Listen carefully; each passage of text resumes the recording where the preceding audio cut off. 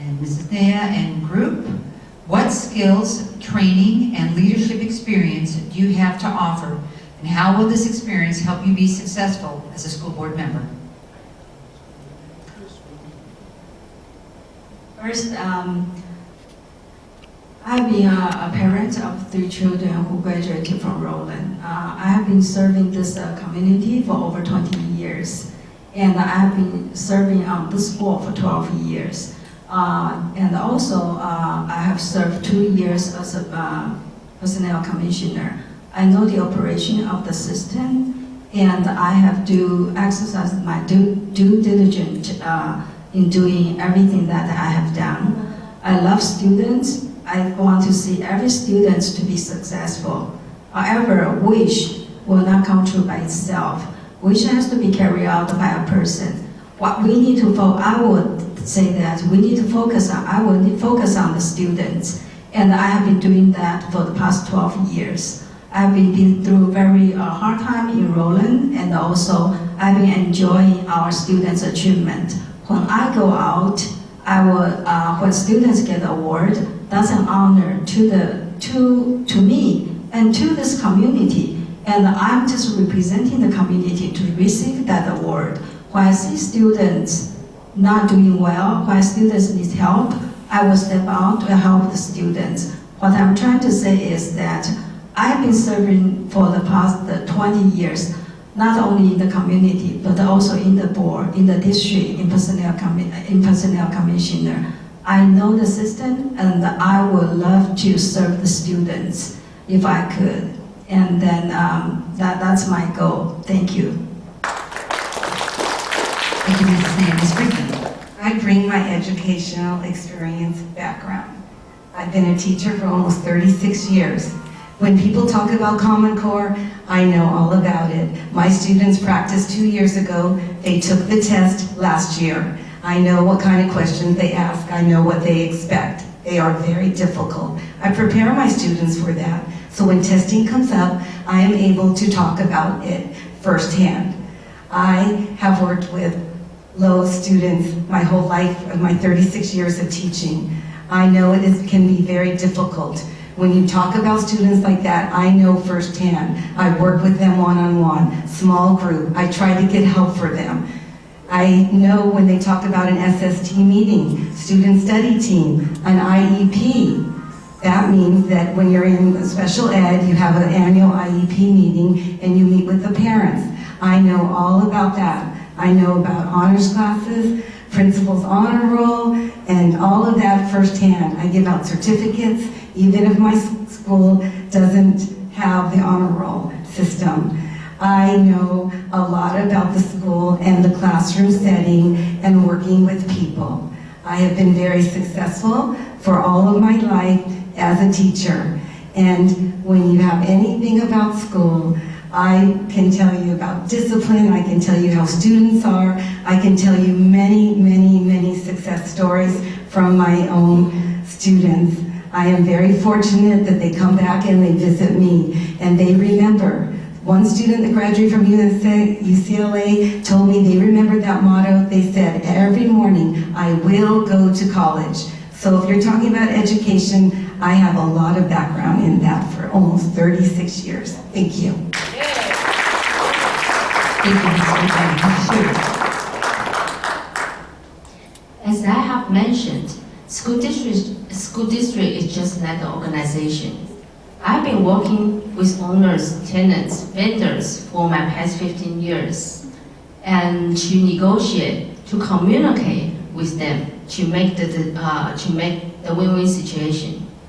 We need to, how do we improve our school district?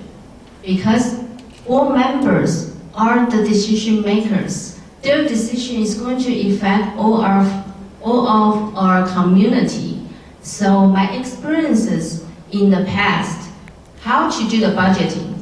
We need to report, we need to do the budget, we need to present the financial reports, explain to them, to our owners, explain to them how the money had been spent and how we're going to reach the goal, how we increase their property value. Those are all the experiences that I will be able to bring into as a school board member. Thank you. Thank you, Ms. Hsu. Mr. Malkin. Well, I'm fortunate in the sense that I'm a personnel commissioner right now, and just for those people here, there's two sections in the school. You have certificated, which are your teachers, and classified, which are your support staff. The Personnel Commission is in charge of the merit system that governs the classified. I've been a Personnel Commissioner since 2011, so I have extreme knowledge on that side of it. As a matter of fact, I went to the Personnel Commission Academy and graduated as a certificated Personnel Commissioner. The second part is I lived with my wife for over 40 some odd years. She's a retired school teacher. And you don't live with somebody for 30 some odd years and not learn from living with them. So, especially a teacher. One thing I've learned is that a teacher's job starts when they get home. It doesn't end when the bell rings. And so I've seen her many a times at home doing all types of work. Plus, she was a union negotiator. So I heard a lot of stories from the union side. So I've learned a lot about teaching through my wife. I've learned a lot through my job. I was a risk manager. A risk manager basically is a person that tries to identify the root cause for problems. And I think that's important because it teaches you to think analytically.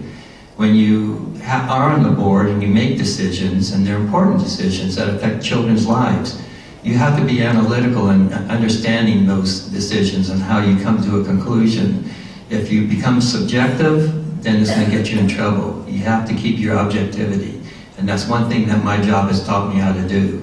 The other part of my job is performance improvement, and that is identifying opportunities to improve, and I bring that along with me also. That was part of my job. So being a personnel commissioner, the spouse of a teacher, and being a risk manager and a performance improvement director, put that all together, I'm your candidate.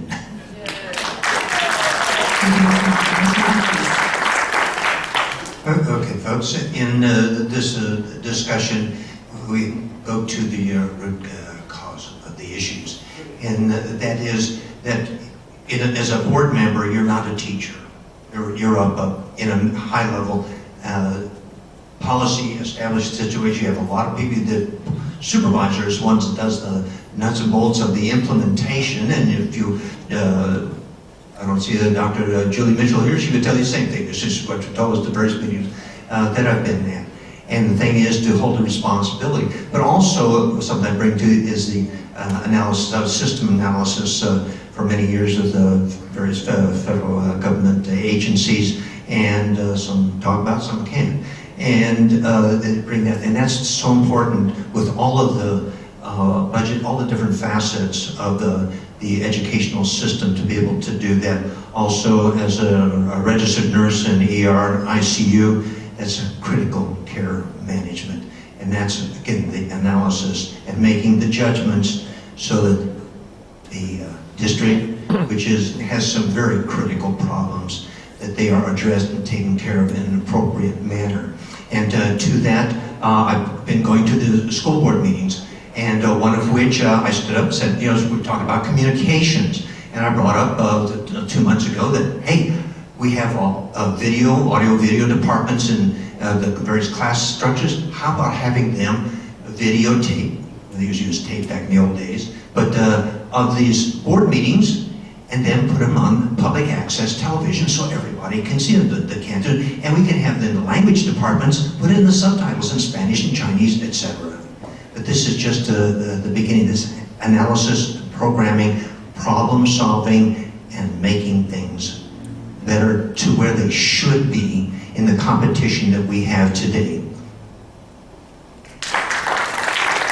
Thank you, Mr. Humphrey. This concludes the question and answer portion of